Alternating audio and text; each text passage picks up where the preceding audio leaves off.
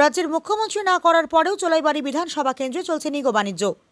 অভিযোগের তীর চোলাইবাড়ি বিধানসভা কেন্দ্রের অধীনে বাইখোরা চরকবাই গ্রাম পঞ্চায়েতের উপপ্রধান নারায়ণশীল বিজেপির দক্ষিণ জেলার সদস্য মনীন্দ্র বিশ্বাস, বিধান মিত্র সহ বেশ কয়েকজন মিলে চালিয়ে যাচ্ছে নিগো বাণিজ্য। এই নিগো বাণিজ্যের ফলে কাজের গুণগত মান হ্রাস পাচ্ছে। এরই মধ্যে এই নিগো বাণিজ্যের জেরে একটি কাজের টেন্ডার প্রদান করাতে চোলাইবাড়ি বিধানসভার বাসিন্দা ঠিকাদার সুপ্রিয় দত্তকে ক্ষোভের মুখে পড়তে হয়। সুপ্রিয় দত্তের ভাই জানান, বৃহস্পতিবার সকালবেলায় একটি কাজের টেন্ডার উঠিয়ে নেওয়ার জন্য চোলাইবাড়ির বেশ কয়েকজন নারায়ণশীলের নেতৃত্বে ওনার বাড়ির সামনে গিয়ে হামলা চালায় এবং বিশ্রী ভাষায় গালিগালাজ করেন।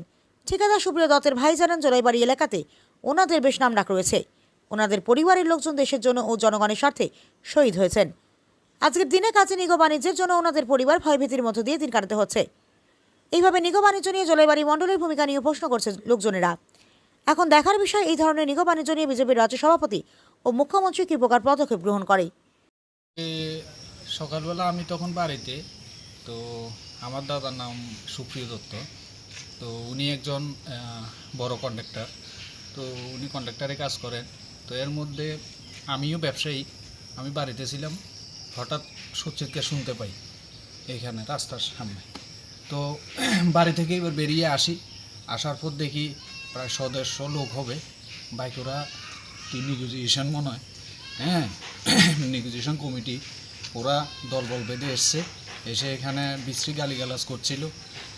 আমি একজন শহীদ পরিবারের লোক, আমার যেটু শহীদ হয়েছিলেন, আর আমার দাদু একজন ফ্রিডম ফাইটার লোক। আমরা ফ্যামিলি যথেষ্ট সম্মানের সহিত বসবাস করি সমাজে, বিভিন্ন সামাজিক কাজের সাথে আমরা সবসময় যুক্ত থাকি। কিন্তু হঠাৎ করে ওরা এসে খুব বিশ্রীভাবে গালিগালাজ, আশেপাশের লোকজন সবাই বেরিয়ে আসে, তখন দেখছিল এইভাবে অনেকক্ষণ, প্রায় আধা ঘন্টা থেকে 1 ঘন্টা হবে। ওরা অনেকক্ষণ গালিগালাজ, দাদার নাম ধরে আজে বাজে কথা বলে। যদিও দাদা তখন বাড়িতে ছিলেন না। দাদার নাম কি? উনি ঠিকাদারি কাজ করেন। তো আমরা খুব মানে মর্মাহত এই যে বর্তমান সরকার আমাদের বিশেষ করে শহীদ পরিবারদের খুব সম্মান দেন, খুব রেসপেক্ট করেন আমাদেরকে, কিন্তু এইভাবে আমরা হেনস্থার শিকার হচ্ছি। এটাই আমরা খুব আশাহত এবং খুব দুঃখিত যে এইসব তো আমরা আশা করতে পারি না। আচ্ছা, তো এই ঘটনার পরে আপনারা পুলিশ প্রশাসনকে জানিয়েছেন? হ্যাঁ, পুলিশ প্রশাসন এসেছিল, এসে ততক্ষণে ওরা এবার চলে গেছে, একে একে করে হুমকি টুমকি দিয়ে চলে গেছে, বিভিন্ন আজে বাজে কথা বলে। তখন ওরা একে একে করে বাইকে এসেছিলো, গাড়ি করে এসেছিলো। আপনার নাম? আমার নাম বিশ্বজিৎ দত্ত, আমি একজন ব্যবসায়ী। এটা কোন জায়গাটা? এটা আপনার ওয়েস্ট জুলাইবাড়ি গ্রাম পঞ্চায়েতের আন্ডারে।